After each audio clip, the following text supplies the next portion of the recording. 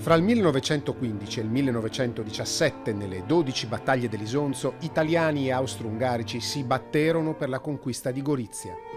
In quello che diventò tra i maggiori mattatoi del primo conflitto mondiale morirono oltre 400.000 uomini e il territorio di una delle zone più fertili e ricche d'Europa venne trasformato in un deserto sterile e devastato.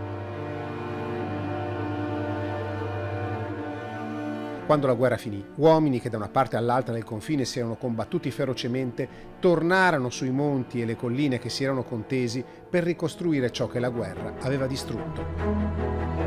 Oggi, a 100 anni di distanza dalla fine del primo conflitto mondiale, nei luoghi che furono sulla linea del fuoco si producono alcuni dei vini bianchi più famosi e apprezzati al mondo. Sulla collina di Oslavia, dove nel Tempio Ossario riposano i resti di 60.000 soldati caduti per conquistarla, il vitigno autoctono è la ribolla gialla. La famiglia Fiegel lo coltiva fin da quando nel 1682 arrivò qua dall'Austria centrale. All'interno della sua casa Ales Fiegel conserva un piccolo museo che raccoglie reperti del conflitto. Sono stati tutti recuperati nei lavori di terrazzamento dei suoi vigneti nel vallone del Lenzuolo Bianco. Terribile luogo di morte dove i granatieri di Sardegna e i bersaglieri si dissanguarono per oltre un anno affrontando all'arma bianca croati e bosniaci dell'Imperial Regio Esercito. Sempre lungo quella che fu la linea del fronte di Oslavia vive Sasha Radikon, l'erede del grande maestro dei vini bianchi macerati Stanko Radikon, considerato il padre della tecnica Orange Wine in Italia. Tradizioni di famiglia che attraversano le temperie della storia. Oggi a Oslavia è nata un'associazione per difendere e promuovere il patrimonio di questi vini di pace nati in terre di guerra. Sono famiglie che sono qua da più di 300 anni e hanno tutti delle forti radici sul territorio. Per questo motivo anche il nostro desiderio è quello di esaltare e di promuovere il nostro territorio, la nostra storia in tutto il mondo. Risalendo al Colle di Oslavia, arriviamo allo splendido borgo di San Floriano. Qui vive da sempre la famiglia del conte Filippo Formentini, storicamente molto legata alla casa degli Asburgo. Giovanni Formentini, valoroso maggiore del 25° reggimento Kremsier, fu catturato dagli alpini a pochi chilometri da qua, sul Monte Santo, forse mentre guardava il castello di famiglia che veniva raso al suolo dalle granate italiane. Oggi il castello Formentini è stato ricostruito e su questo colle la vita è tornata insieme ai vigneti che ne hanno sempre garantito la prosperità.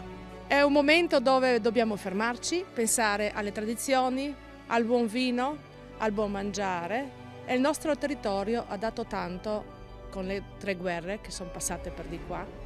La guerra fredda, la prima guerra mondiale e la seconda guerra mondiale. E adesso è il momento di rinascere.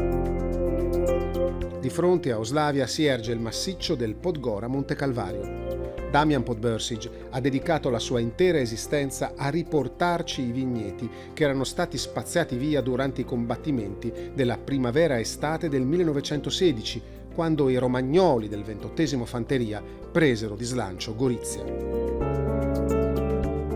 La sua cantina, vera opera d'arte postmoderna, è stata edificata su un bunker costruito non nel primo conflitto mondiale, ma negli anni 50 dell'altro secolo, quando Gorizia tornò sentinella d'Italia in un'altra guerra, per fortuna stavolta solo fredda. A guardia del nostro confine orientale ci fu in quegli anni anche il giovanissimo ufficiale di cavalleria Manuele Mauri. Lasciata l'uniforme, ha deciso di tornare a Castel San Mauro, nel casale che la sua famiglia possiede da sempre, ai piedi del Monte Sabotino, vero carnaio delle campagne per la presa di Gorizia. Qui le brigate Napoli e Lombardia vennero annientate per conquistare poche decine di metri di terreno. A Castel San Mauro, che fu distrutto completamente e ricostruito con pazienza con un lavoro di decenni, oggi si fa agricoltura biodinamica, invecchiando il vino in botti costruite nell'autoctono marmo di Auresina.